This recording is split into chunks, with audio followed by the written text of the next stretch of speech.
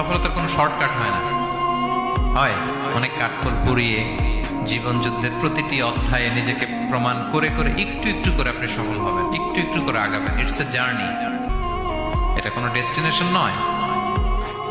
এবং সফল হওয়ার পথ পরিক্রমায় কোনো লিফট নেই, সিঁড়ি বেয়ে উপরে উঠতে হয়। কি বেয়ে? কিন্তু আমরা সফল হতে চাই কিভাবে? ডাইরেক্ট 100 তলায় তো আমি সফল, উপরে সবার উপরে আমি, এইভাবে চাই সফলতাটা। সবার উপরে উঠে যাব, গোল্ড মেডেল গলায় পরাই দিবে, আমরা সাকসেসফুল না।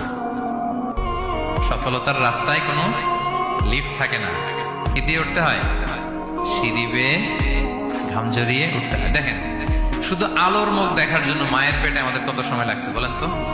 জাস্ট একটু লাইট, হ্যাঁ, 9 মাস 10 মাস সময় লাগছে শুধু একটু আলো দেখবো আমরা।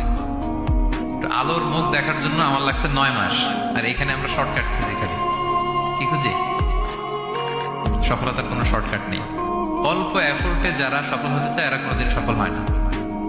ইউসুফ আলাইহিস সালামের জীবনীটা একটু খেয়াল করেন, একটু একটু করে তিনি সামনের দিকে গিয়েছেন এবং সবশেষে ইজিপ্টের ফিনান্স মিনিস্টার হয়েছেন। এজন্য ধৈর্য ধারণ করতে হবে, নিজের সর্বোচ্চটুকু উজাড় করে দিয়ে আপনার রোলটা আপনি প্লে করবেন, এরপর আল্লাহ তাআলার উপর ভরসা রাখবেন। কিন্তু অনেক চেষ্টার পরেও যদি কাঙ্ক্ষিত সফলতা না পান, হতাশ হওয়ার কিছু নাই। কারণ বিশ্বাসীর সফলতা শুধু দুনিয়াতে না, বিশ্বাসীদের সফলতা আখিরাত পর্যন্ত বিস্তৃত। ওইটা আসল সফলতা।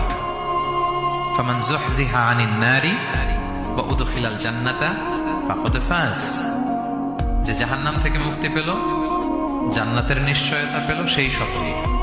আমরা যেন সেই সফলতার জন্য অপেক্ষা করি, আমরা যেন দুনিয়া আখিরাত উভয় জাহানে সফল হতে পারি। আল্লাহ তাআলা আমাদের সবাইকে কথাগুলো বোঝার ও আমল করার তৌফিক দান করুন। হাযা মা ইনদি ওয়াল ইলমু ইনদাল্লাহ আলাইহি তাওয়াক্কালতু ওয়া ইলাইহি